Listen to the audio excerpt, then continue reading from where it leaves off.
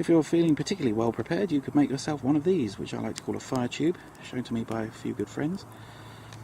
And all it is a short length of copper pipe with the end crimped down. Not completely shut, but so that when you blow down it, the air pressure is quite high. And I'll show you that in use.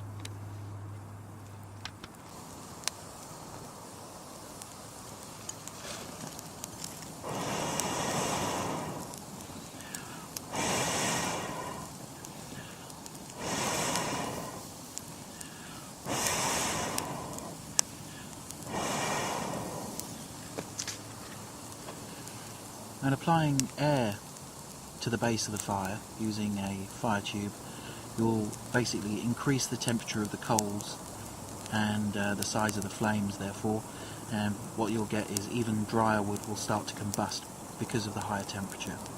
So it's a very handy thing to have just knocking around in your backpack. They cost next to nothing to make, it's well worth having to hand.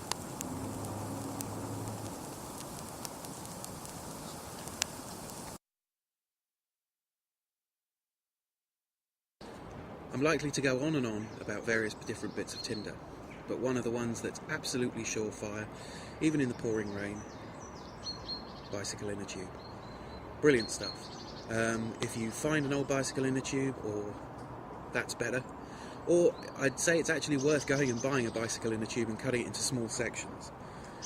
Just going to use my neck knife, always recommended.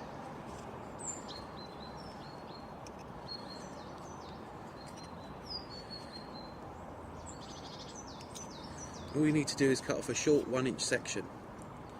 I know in the survival books it says you could cut it into tiny strips. That really doesn't cut it when you're wild camping. And it's, you know, if you want to spend 20 minutes coaxing a fire into action, then yeah, use small strips. If you don't, and you want a surefire way and you don't really want to carry loads and loads of fire lighters, take your trusty lighter that should be on your belt line kit and just light the whole section.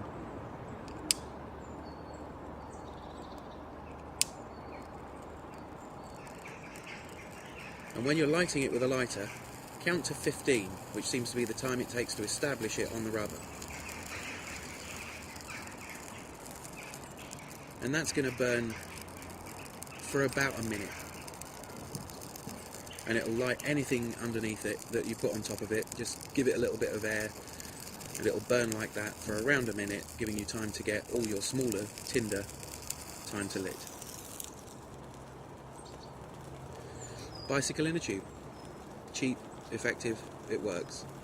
And it always works, which is what you want out of fire lighting materials. You can use other things. I recommend that you do. Try out different kinds of tinder, because that sort of knowledge, that personal knowledge of how to light different kinds of tinder is always going to come in handy. And you're going to have your own experiences with it, and as you should. But my favourite for lighting a fire early in the morning, just to get the thing lit, section of inner tube.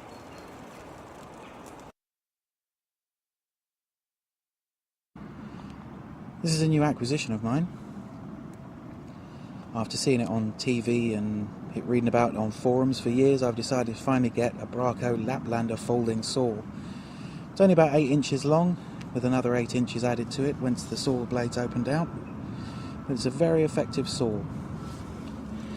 It's got a really nice high quality steel blade, and the saw is released by pressing this button here, and by pressing this button here, once it's unfolded, it will release it again to lock it down. It's a very, very handy saw, and it cuts through wood like you wouldn't believe, about twice as fast as any other saw. Interestingly, the sawtooth pattern is very much similar to the saws you find on like a Leatherman tool or a Swiss Army knife, in that it's got angled saw teeth, so it goes through wood really, really quick. And I'm just going to demonstrate that for you now.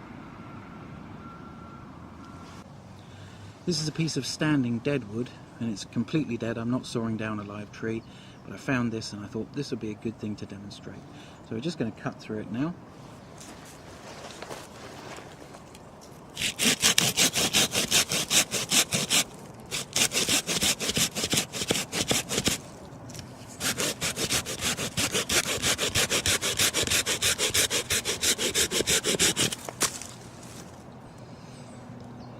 That's very quick for that thickness of wood. Thoroughly recommend it. It's only about 16 quid. And you can replace the saw blades whenever you want to. But they're really sharp, they'll go through just about anything. There you have it, the Barco Laplander saw.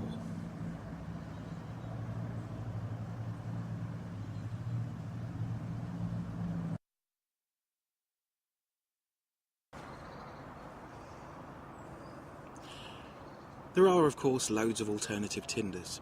You can use Amadou fungus, you could use cotton wool balls soaked in Vaseline or petroleum jelly, you can use meths, you can use anything combustible.